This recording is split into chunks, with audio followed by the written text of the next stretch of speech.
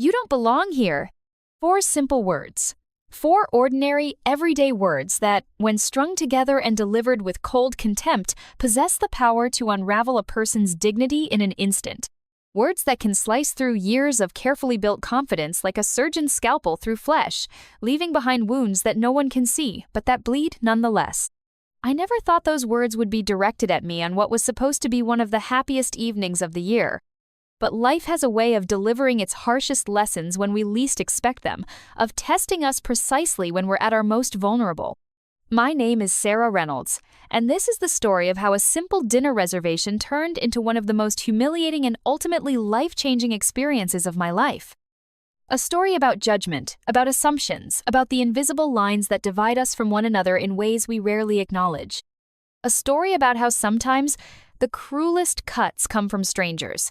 People who know nothing about us but who somehow believe they have the right to determine our worth, our place, our belonging.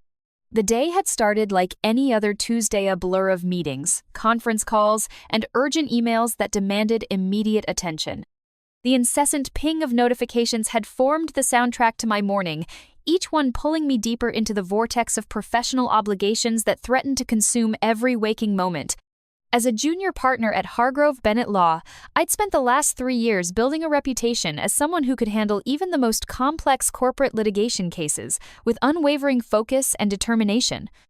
I'd fought tooth and nail for my position in a field still dominated by men who had inherited their connections and opportunities, while I'd had to earn every single opportunity through relentless work and sacrifice. But today, despite the looming deadlines and the weight of client expectations pressing down on me like a physical force, my mind kept drifting to the evening ahead, my 5th wedding anniversary with Michael. 5 years of marriage that had been tested by distance, by exhaustion, by the competing demands of 2 ambitious careers that left precious little space for nurturing the relationship that was supposed to be at the center of it all. 5 years. Sometimes it felt like we'd just exchanged vows yesterday, standing under that old oak tree at my parents' country home, the golden autumn light filtering through the leaves to cast dappled shadows on the grass beneath our feet. I could still feel the slight tremor in Michael's hands as he'd slid the ring onto my finger, could still see the shimmer of unshed tears in his eyes as he'd promised to support me through whatever life might throw our way.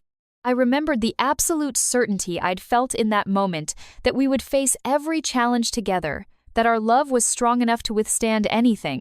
If you're enjoying this story, please leave a comment below sharing your thoughts. Don't forget to subscribe to our channel and share this video with friends and family who appreciate emotional real-life stories. Your support means everything to us.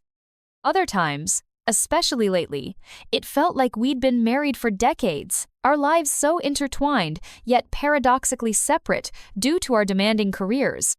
We'd fallen into a routine that felt more like a business partnership than a marriage.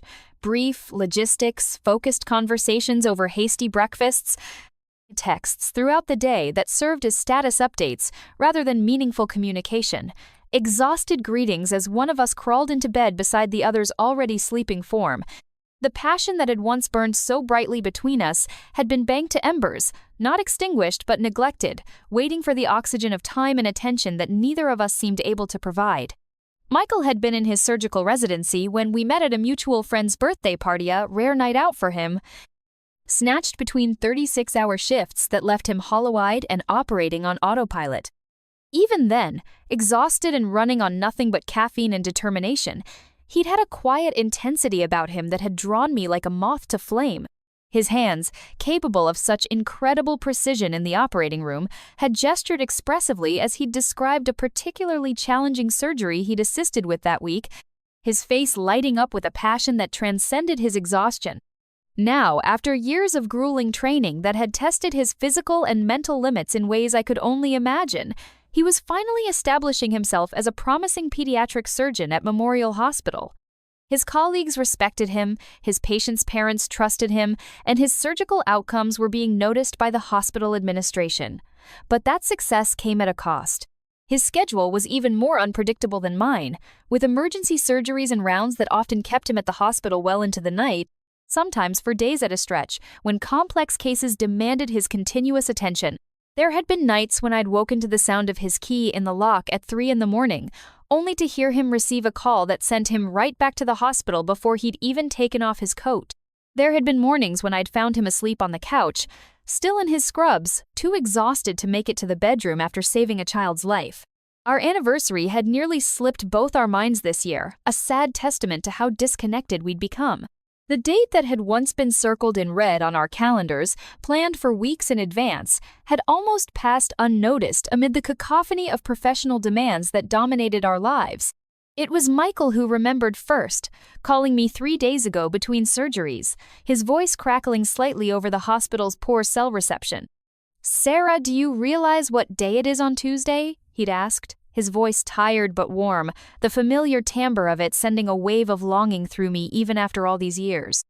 I'd been in the middle of preparing a brief, my desk littered with legal pads covered in my cramped handwriting, case law citations swimming before my eyes after hours of research. I'd had to pause, momentarily disoriented by the question, and check my calendar. The realization had hit me with a pang of guilt so sharp it felt almost physical. Our anniversary. Oh God, Michael, I completely forgot. The admission had cost me something to make an acknowledgement of how far we drifted from the couple who had once celebrated monthly anniversaries during our first year together, who had planned elaborate surprises for each other, who had prioritized our relationship above all else. So did I, until one of the nurses was talking about her own anniversary. He'd admitted with a self-deprecating laugh that couldn't quite mask the underlying sadness. What does it say about us that we both nearly missed it? There had been a moment of heavy silence on the line, both of us confronting the uncomfortable truth that our marriage, the partnership that was supposed to be our anchor in the storm of our busy lives, had somehow been relegated to an afterthought, a background element to be attended to only when more pressing matters allowed. "It says we're overworked and understimulated," I'd replied, attempting to make light of what was actually a painful truth, falling back on the humor that had always been one of our coping mechanisms. "It says we need to remember there's more to life than billable hours and surgical schedules." "Let's fix that," he'd said decisively, a new energy in his voice that had reminded me of the Michael I'd fallen in love with, the man who approached challenges head-on, who saw problems as puzzles to be solved rather than obstacles to be avoided. "I'll make a reservation somewhere special, just you and me, no laptops, no phone calls, no discussions about work, just us remembering why we chose each other." The sincerity in his voice had brought tears to my eyes, blurring the text of the brief I'd been working on. It had been so long since we'd made each other a priority, since we'd carved out time that was solely dedicated to nurturing our relationship. "I'd like that," I'd said softly, swallowing against the unexpected tightness in my throat. "I'd like that very much." The simple truth of those words had resonated between us, a reminder of the connection that still existed beneath the layers of exhaustion and routine that had accumulated over the years. For the first time in longer than I cared to admit, I'd felt a flutter of anticipation, a spark of the excitement that had once characterized our relationship. Michael had managed to secure an 8:00 p.m. reservation at Bellini's, the new upscale Italian restaurant downtown that had opened to rave reviews 3 months ago. It had been impossible to get a table there.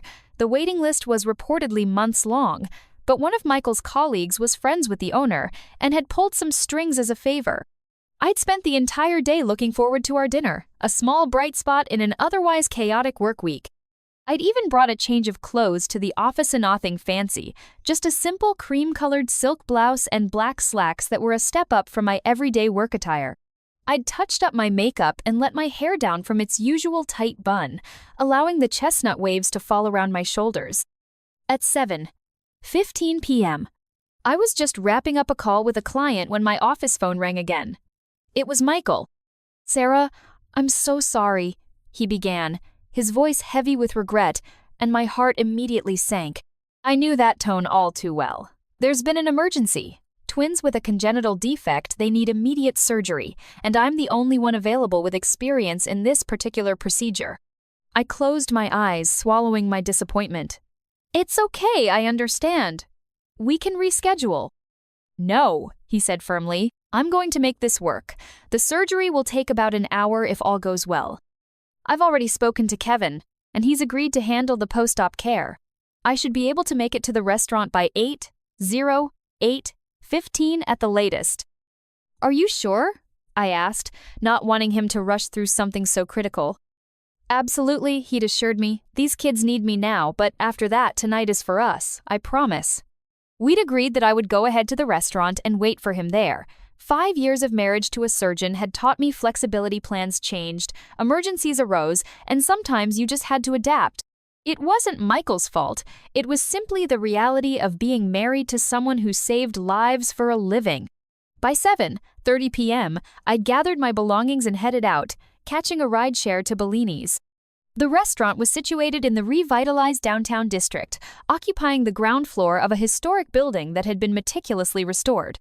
As I approached, I could see why it had become the talk of the town.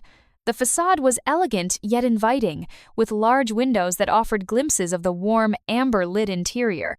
A doorman greeted me with a polite nod as I entered, directing me toward the hostess stand. The restaurant was busier than I'd expected for a Tuesday evening, with nearly every table occupied. The soft hum of conversation mingled with the delicate notes of a piano playing somewhere in the background. Crystal chandeliers cast a gentle glow over tables draped in pristine white linen, where diners in evening wear sipped wine from elegant stemware. I suddenly felt underdressed in my work clothes, wishing I'd had time to go home and change into something more suitable. But there was nothing to be done about it now. The hostess, a willowy young woman with an immaculate bob and a practiced smile, greeted me. "Good evening. Welcome to Bellini's. Do you have a reservation?" "Yes, Reynolds, for 8:00 p.m., I replied, returning her smile. She consulted her tablet, scrolling through what I assumed was the evening's reservation list. A small frown creased her forehead. "I don't see a Reynolds here." My stomach tightened. "Could you check again, please?" "My husband made the reservation a few days ago. It should be under Michael Reynolds." She scrolled again, then her expression cleared. "Ah, here it is. Reynolds, party of 2 for 8:00 p.m. She looked up at me. "You're a bit early." "Yes, I know. My husband is running a little late. He's a surgeon, and there was an emergency. He asked me to come ahead, and he'll join me shortly." The hostess hesitated, glancing around the packed dining room. I could almost see the mental calculations taking place behind her carefully neutral expression. After a moment, she nodded. "Of course. Please follow me." She led me through the restaurant, past tables of well-dressed diners engaged in animated conversation. I couldn't help but notice the appraising glances cast my way, sizing up my attire, my solitary state. It was subtle, but unmistakable. That feeling of being judged and found wanting. We arrived at a small table tucked away in a corner of the dining room, far from the windows and the piano. It wasn't exactly the romantic setting I'd imagined for our anniversary dinner, but I was grateful to have been seated at all. "Your server will be with you shortly," the hostess said, placing a leather-bound menu in front of me before retreating back to her post. I checked my watch. 7:45 p.m. Michael had texted that he was still in surgery but expected to be finished soon. He promised he'd be there by 8:00 or shortly after. I decided to wait for him before ordering, sipping my water and discreetly checking emails on my phone to pass the time. The minutes ticked by slowly. Around me, couples and groups laughed and conversed, enjoying their meals in the sophisticated ambiance. I couldn't help but feel conspicuous sitting alone, an island of solitude in a sea of companionship.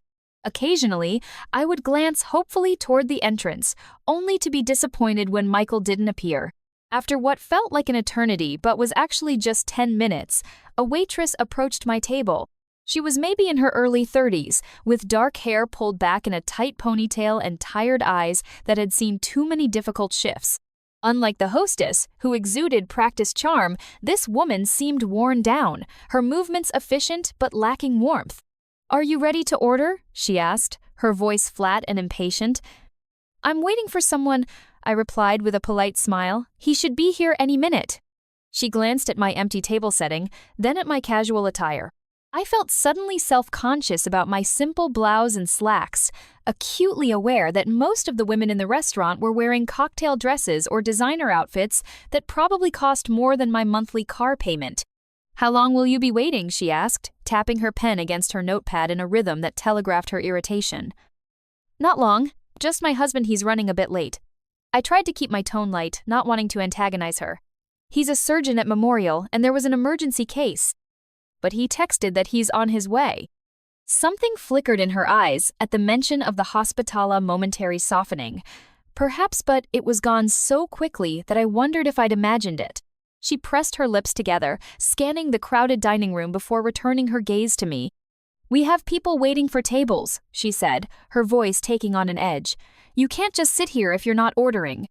I felt heat rising to my cheeks, a mixture of embarrassment and indignation beginning to simmer beneath my carefully maintained composure. In all my years of dining out, in restaurants ranging from casual cafes to Michelin-starred establishments, I'd never been made to feel unwelcome simply for waiting a few minutes for my dining companion. "I understand," I said, working to keep my voice steady and reasonable. "But I've made a reservation, and my husband will be here shortly. Could I order an appetizer while I wait, perhaps?" Her eyes narrowed, and she gave me another once-over, her gaze lingering on my sensible pumps and the leather laptop bag I'd placed on the chair beside me, practical accessories that marked me as a working professional rather than a socialite or celebrity. "Look," she said, lowering her voice but unable to completely mask the disdain that laced her words. "This is a high-end establishment. Tables are for paying customers who actually order food, not for people to use as a waiting area." The comment stung, all the more so for its unnecessary cruelty. I'd been nothing but polite, had offered to order something, and was simply waiting for my husband to arrive for a special celebration. I felt my professional facade, the one I'd carefully cultivated through years of facing down opposing counsel and difficult clients, beginning to crack. "I am a paying customer," I replied, struggling to maintain my dignity. "I'm simply waiting a few minutes for my husband to arrive before ordering our meal. We're celebrating our anniversary and—" She cut me off with a dismissive wave of her hand. "Everyone has a story. Everyone thinks their occasion is special." She leaned closer, lowering her voice so only I could hear. "This place isn't for people like you." The words hit me like a physical blow. People like you. 4 simple words that carried a weight of judgment, exclusion, and contempt so heavy that for a moment I couldn't breathe. What exactly did she mean by people like me? Was it my clothes? My appearance? My race? The fact that I was alone?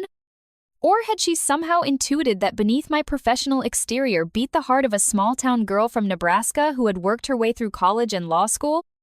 Who still sometimes felt like an imposter in the sleek, sophisticated world she'd fought so hard to enter? I sat there, stunned into silence, as several nearby diners turned to stare, drawn by the unmistakable tension radiating from our exchange. The humiliation burned through me, a hot wave that rose from my chest to my face. I knew I was blushing furiously, could feel the heat of it on my cheeks, and that knowledge only deepened my mortification. In the courtroom, I never backed down. I was known for my tenacity, my refusal to be intimidated by even the most aggressive opposing counsel. But here, in this restaurant, surrounded by strangers whose curious gazes felt like physical touches on my skin, I found myself unable to mount a defense. Perhaps it was exhaustion from the long workday, or the disappointment of what was supposed to be a special evening unraveling before it had even begun. Perhaps it was the raw vulnerability of having looked forward to reconnecting with my husband, only to be sitting alone, subjected to this unexpectedly hostile treatment. Whatever the reason, I couldn't summon the energy to fight. "Okay, I understand," I said quietly, gathering my purse and standing up. My hands trembled slightly as I pushed in my chair, betraying the emotional turmoil beneath my outwardly calm demeanor. "I'll leave," I added, my voice barely audible. "Please cancel our reservation." The waitress looked momentarily taken aback, as if she hadn't expected me to capitulate so easily.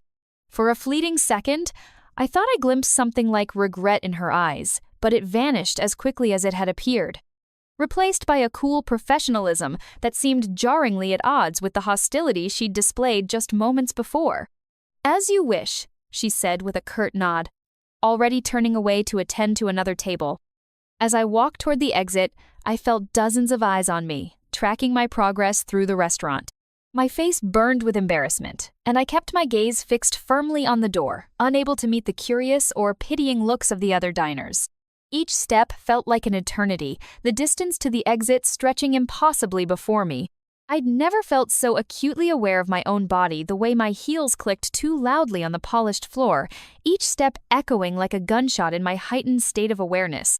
The slight tremor in my hands that made my purse rattle faintly as I clutched it like a shield. The stiffness of my shoulders as I tried to maintain some semblance of dignity even as I felt myself collapsing inward. The burning in my eyes that signaled impending tears I refused to shed. The tight knot in my stomach as though I'd swallowed something poisonous. The painful constriction in my throat that made each breath a conscious effort. Every sensation was magnified to an almost unbearable intensity. The murmur of conversation around me seemed to morph into whispers about Mimi humiliation, my rejection, my not belonging.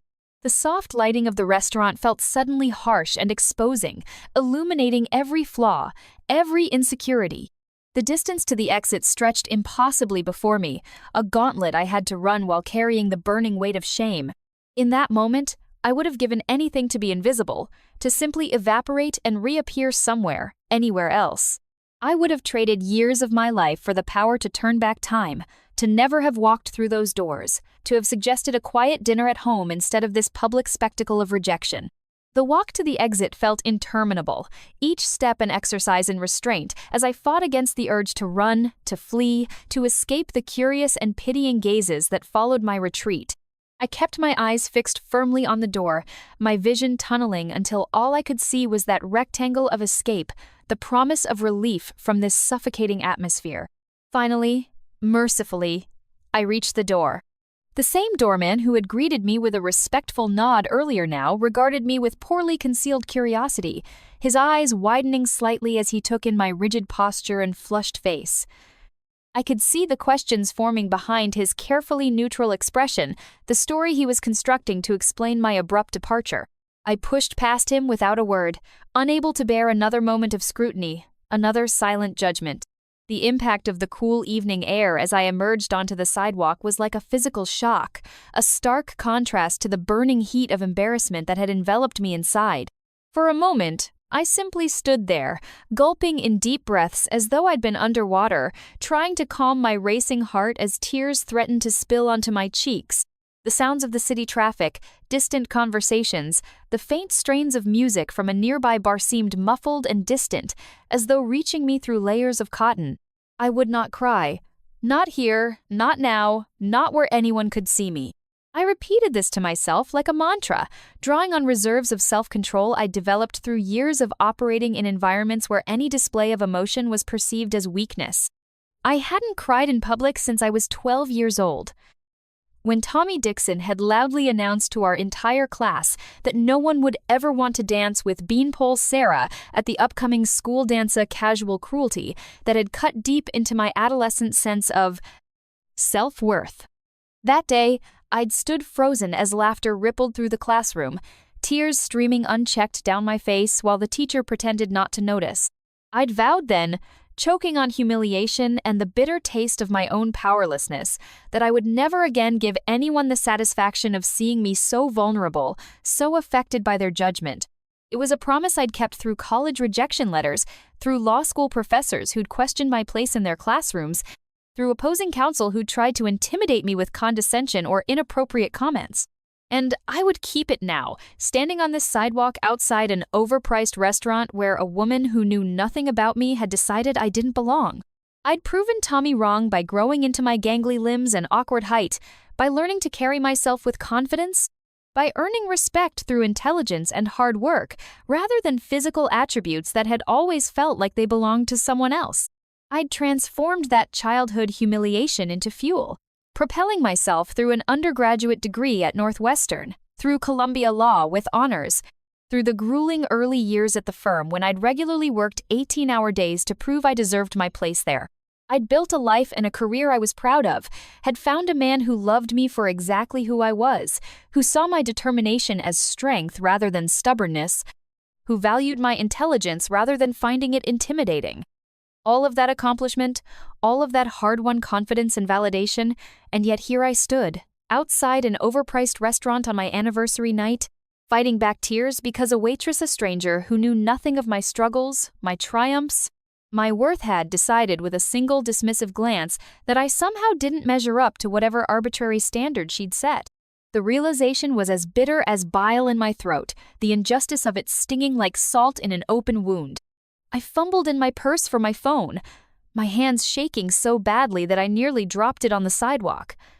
I needed to text Michael before he arrived at the restaurant, needed to redirect him somewhere else, somewhere that the evening might still be salvaged, where the memory of this humiliation wouldn't taint our celebration.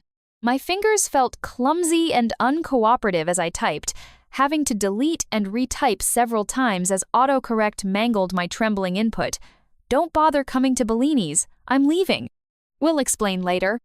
I hesitated before sending it, my thumb hovering over the blue arrow, torn between wanting to spare Michael the humiliation I'd just experienced and knowing he deserved some explanation for why our anniversary dinner was now apparently canceled. Would he be disappointed? Angry? Would he think I was overreacting?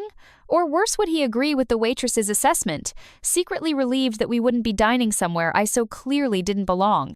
Before I could make up my mind, my phone buzzed with an incoming message from him, the screen lighting up with his name still saved in my contacts as Michael Wathera from the early, less complicated days of our relationship. The message preview showed beneath his name, "Just finishing up. Surgery went well. On my way to you now. Can't wait to see your beautiful face. Love you." The simple sweetness of the message, the genuine warmth and affection it conveyed, stood in such stark contrast to the ugliness of what had just transpired that it nearly undid me. The dam I'd built against my emotions developed a hairline crack, a single tear escaping to trace a hot path down my cheek before I could blink it away. I wiped it fiercely with the back of my hand, angry at this betrayal by my own body. I was composing a reply, trying to find words that would redirect him without raising alarm, when I heard the distinctive sound of tires pulling up to the curb beside me, the particular purr of a German-engineered engine that I'd recognize anywhere. Looking up, I saw Michael's silver Audith, one practical luxury he'd allowed himself, after years of driving the same beat-up Honda through medical school and residency, a tangible symbol of having finally arrived after years of sacrifice and delayed gratification.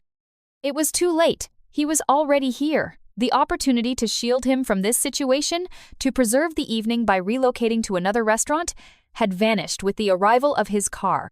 Whatever happened next would unfold here, in front of Bellini's, under the curious eyes of passers-by and perhaps even those inside who might be watching through the windows. I watched as he hurriedly parked and stepped out of the car, his movements betraying the lingering exhaustion of a long surgery despite his evident eagerness to join me. He was still wearing his hospital ID badge clipped to the lapel of his suit jacket, the charcoal gray one I'd given him for Christmas last year, selected with such care to complement his eyes and subtly signal his accomplishment without ostentation. In the glow of the streetlights, I could see that his face was drawn with fatigue, the fine lines around his eyes deeper than usual, dark circles beneath them testifying to the intensity of the procedure he'd just completed. Yet, despite his exhaustion, his face lit up when he saw me standing there, that familiar smile that transformed his features and still made my heart skip after all these years. The one that crinkled the corners of his eyes and revealed the slight dimple in his right cheek that only appeared when his joy was genuine. His dark hair was slightly tousled, as if he'd run his fingers through it multiple times, a habit he'd developed during long surgeries when he couldn't touch his face directly. There was a small coffee stain on the cuff of his shirt, barely noticeable but a reminder of the grueling pace at which he operated, rarely stopping even for basic necessities. "Sarah," he called, his voice warm with pleasure as he approached, arms outstretched for an embrace, his tie slightly askew in his haste to reach me. The genuine delight in his expression, the eagerness with which he moved toward me, made the knot in my stomach tighten painfully. This was supposed to be our special evening, our chance to reconnect amid our chaotic lives, and instead, I was standing on the sidewalk, humiliated and fighting tears. But then he paused, the smile fading like a light being dimmed as he registered my expression, the tension in my posture, the telltale signs of distress that he could read so well after years of marriage. His arms lowered slowly, uncertainty replacing the joy that had animated his features just moments before. "What's wrong? Why are you outside? Has something happened?" The concern in his voice, the immediate shift from his own happiness to focus on my well-being, nearly broke through the fragile control I'd established over my emotions. This was the man who'd sat by my bed for 3 days straight when I'd been hospitalized with pneumonia 2 years ago, who still occasionally left sticky notes with silly jokes on the bathroom mirror to make me smile, who remembered how I took my coffee even when he could barely remember his own name after a 36-hour shift. I opened my mouth to explain, but the words caught in my throat, tangling together in a confused mass of emotion and hesitation. How could I tell him? How could I find the right words to explain that I'd just been humiliated, made to feel like I didn't belong in a place that people like eusticated professionals with demanding careers frequented all the time? That a stranger had taken one look at me and decided I wasn't worthy of occupying space in their establishment? Would he be angry, embarrassed? Would he insist on confronting the waitress, creating an even bigger scene that would only compound the humiliation I'd already experienced?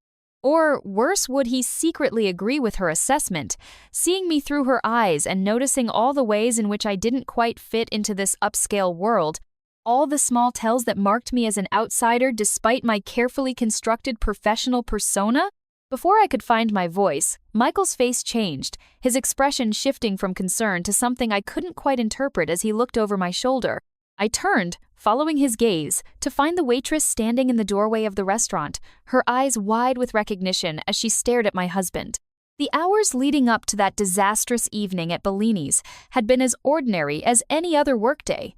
I'd arrived at the office shortly after 7:00 a.m., a habit formed during my first year as an associate when I discovered that the quiet early morning hours before the rest of the firm arrived were invaluable for focused work. Hargrove Bennett occupied the top 3 floors of a sleek downtown office building. My office, earned after making junior partner last year, was situated on the 42nd floor with a view of the river, not the corner office, with floor-to-ceiling windows that the senior partners enjoyed, but a significant step up from the interior cubicle I'd inhabited during my first years with the firm.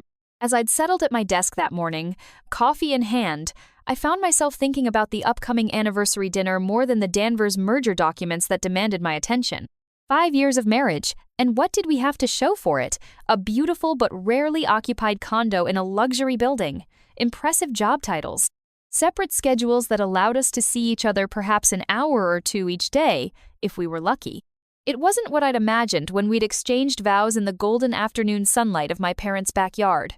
Then again, what marriage ever turns out exactly as envisioned? I'd met Michael during my second year of law school.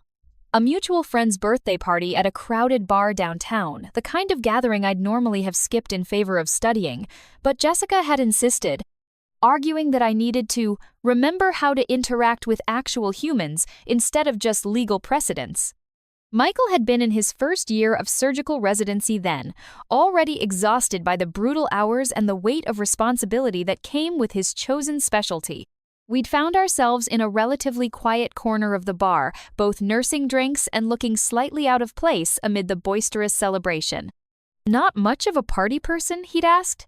His smile warm and genuine in a way that immediately set him apart from the polished, ambitious law students I was used to.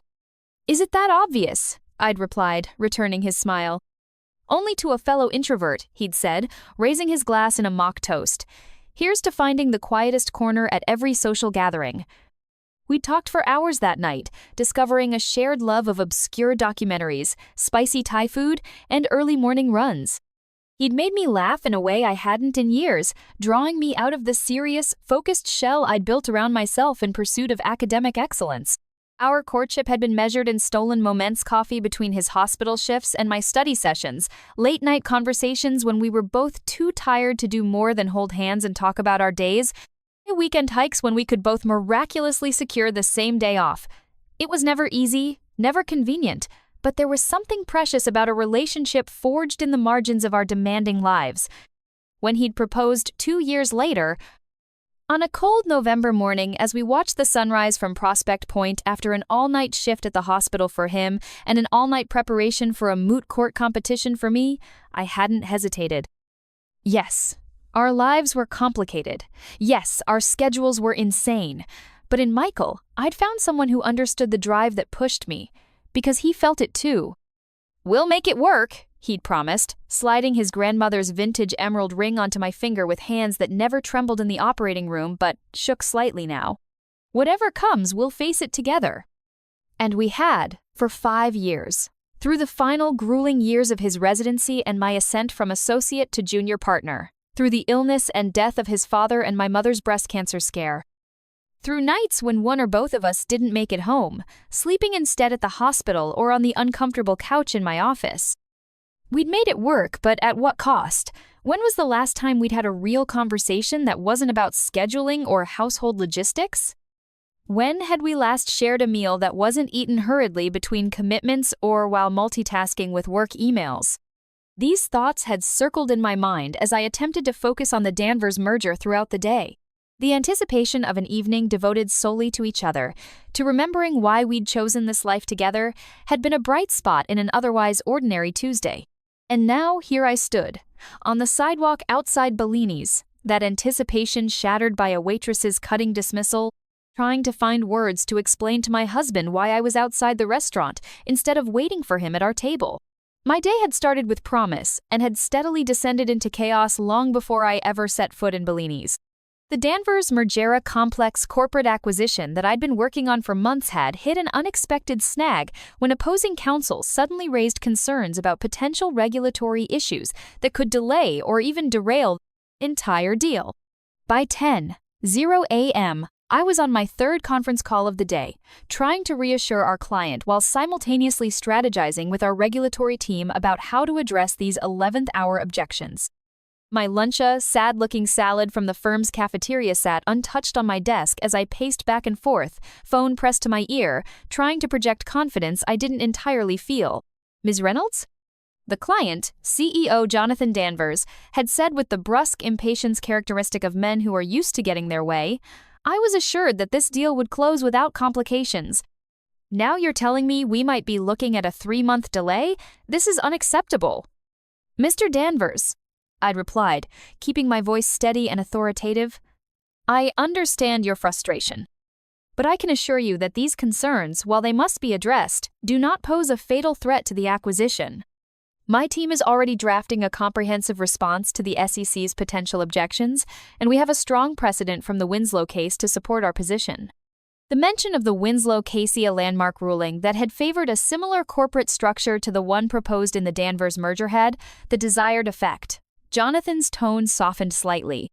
"All right, Sarah," he'd said, reverting to my first name in a way that still sometimes grated on my professional sensibilities. "I trust you on this. But I need daily updates, and I want to see that draft response by Thursday." "You'll have it tomorrow," I'd promised, knowing that commitment would mean another late night at the office. "And I've scheduled a call with Judge Martinez's former clerk. He might be able to provide additional insights into how the regulatory body is likely to view our approach." After ending the call, I'd allowed myself a moment to close my eyes and massage my temples, where a tension headache was beginning to form. When I opened them again, I found my assistant, Rachel, standing in the doorway with a concerned expression. "Everything okay with Danvers?" she asked, setting a fresh cup of coffee on my desk prepared exactly as I liked it, with a splash of oat milk and no sugar. Rachel had been with me for 3 years now, and sometimes I thought she knew my needs better than I did myself. "Just the usual 11th-hour panic," I replied with a tired smile. "Nothing we haven't handled before."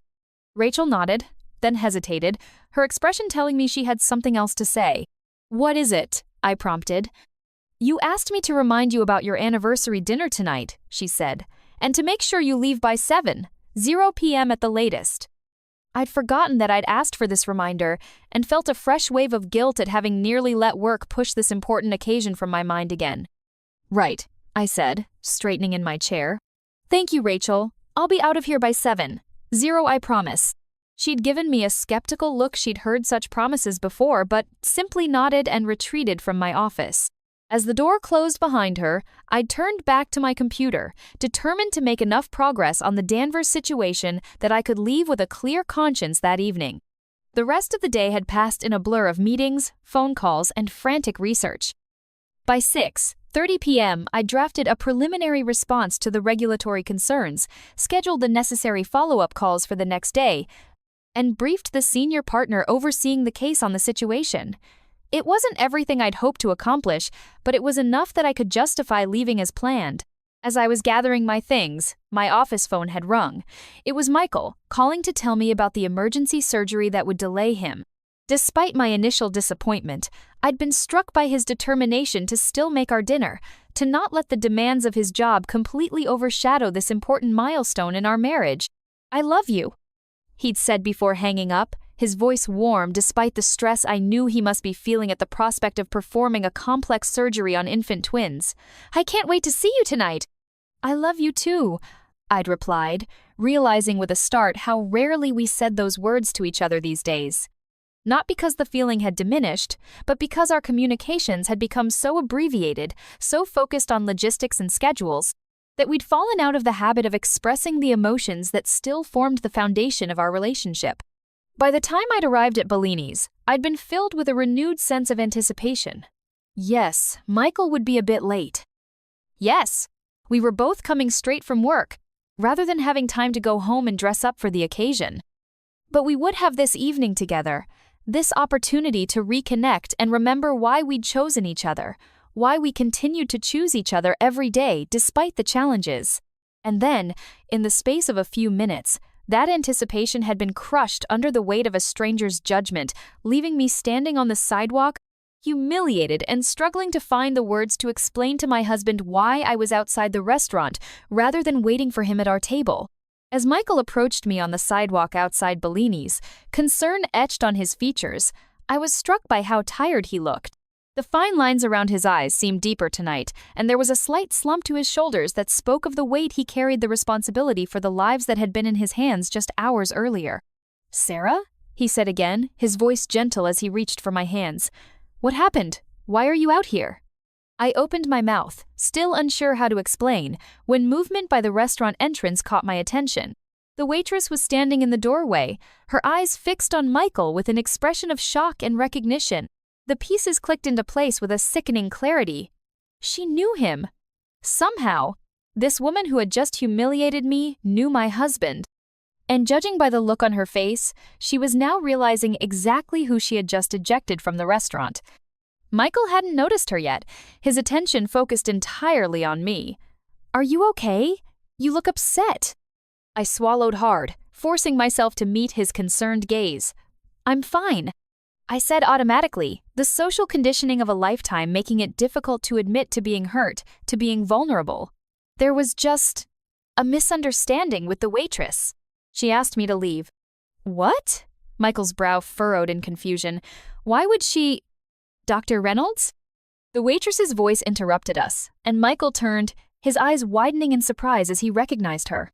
I watched his face, trying to gauge the nature of their connection. Was she a former patient? A colleague's wife? Someone he'd dated before we met? But instead of answering that question, I found myself suddenly, irrationally angry. At the waitress, for her cruelty. At the restaurant, for allowing such treatment of a patron. At Michael, for being recognized, respected, when I had been dismissed as someone who didn't belong. And at myself, for allowing a stranger's judgment to affect me so deeply. "Can we just go?" I asked abruptly, pulling away from Michael's touch. "Please, I don't want to stay here." Michael looked torn, glancing between me and the waitress who was now taking hesitant steps toward us. "Sarah, what exactly happened?" "Dr. Reynolds?" The waitress's voice had completely transformed, now soft with disbelief.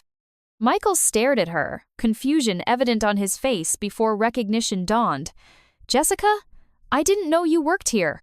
I looked between them, pieces falling into place. Michael wrapped his arm protectively around my shoulders. "You know her?" I asked quietly. Michael nodded, his expression grim. "Jessica Morales. I operated on her son last year emergency appendectomy." He turned to face her directly. "Is everything okay with Mateo?"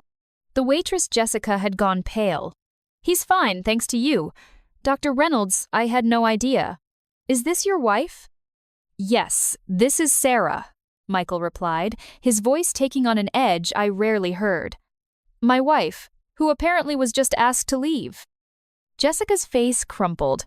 "I'm so sorry. I didn't know—" "That shouldn't matter," Michael interrupted, his voice firm but controlled. "Why was my wife asked to leave a restaurant where we had a reservation?" By now, the restaurant manager had appeared at the door, a slender man in an expensive suit who looked concerned about the small scene developing outside his establishment. "Is there a problem here?" he asked, glancing nervously at the other patrons who were beginning to notice. Jessica turned to him. Jorge, I made a terrible mistake. This is Dr. Reynolds, the surgeon who saved my son's life last year, and his wife. The manager's eyes widened slightly. Dr. Reynolds? The pediatric surgeon from Memorial? Michael nodded curtly, still waiting for an explanation. Jessica took a shaky breath. I told Mrs. Reynolds that this place isn't for people like you because… She hesitated, shame evident in her expression. Because the owner has been pushing us to discourage single diners who don't order much. Says they take up tables that could be filled with bigger parties, spending more money. She looked directly at me, her eyes filling with tears. I was wrong, completely wrong, and I'm so sorry. The manager looked horrified. That is absolutely not our policy. Jessica, we need to discuss this immediately. By now, several diners had gathered near the entrance, drawn by the unfolding drama. Among them was a man I recognized instantly, David Chen, the food critic for the city paper, who was known for his scathing reviews. So, this is how Bellini's treats its customers? Chen asked loudly, phone in hand, clearly recording the exchange. Fascinating material for my column this Sunday. The manager paled. Mr. Chen, please, this is a misunderstanding. A misunderstanding that happened to the wife of one of the city's most respected pediatric surgeons, Chen replied. A surgeon who, I believe, was recently in the news for performing a groundbreaking operation that saved twins with a rare condition. The whispers among the gathered crowd grew louder. Michael squeezed my hand, then addressed Jessica directly. Everyone makes mistakes, he said quietly. I've made plenty in my career. What matters is what we do afterward. Jessica nodded, tears now streaming down her face. I can't undo what I said, but I am truly sorry. I found my voice at last. We all have bad days, I said, surprising myself with the steadiness in my tone. But words can hurt in ways we don't always anticipate. The manager stepped forward. Dr. and Mrs. Reynolds, please, if you'll allow us to make this right. Your meal tonight is completely on the house, at our finest table. Michael looked at me, silently asking what I wanted to do. Part of me wanted to leave, to put this humiliating experience behind us. But another part recognized the genuine remorse in Jessica's eyes. I think, I said slowly, that we'd still like to have our anniversary dinner, but I'd prefer if Jessica remained our server. The crowd murmured in surprise, and Jessica looked up in shock. If that's all right with her, I added. Jessica nodded quickly. Of course, thank you. As we walked back into the restaurant, amid the stares of the other diners, Michael whispered in my ear, That's why I married you. Your capacity for forgiveness still amazes me after all these years. It's not just forgiveness, I whispered back. It's recognizing our shared humanity. That night became one we'd never forget, not because of the initial humiliation, but because of what followed. Jessica provided impeccable service, and near the end of our meal, she brought out her phone to show us pictures of her son, healthy and thriving a year after Michael had saved his life.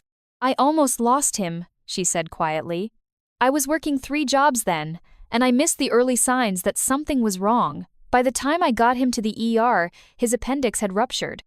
I remember, Michael said. It was touch and go for a while. Jessica nodded. The medical bills nearly broke me, even with insurance. That's why I'm working here at night, after my day job, to pay off what's left. I exchanged a glance with Michael, seeing the same thought in his eyes that had entered my mind. The next day, Jessica would receive an anonymous payment clearing her remaining medical debt, a genuine anniversary gift that Michael and I both agreed meant far more than any expensive dinner ever could. Sometimes, the most painful encounters can lead to unexpected connections. And sometimes, being asked to leave opens the door to something far more meaningful than being allowed to stay.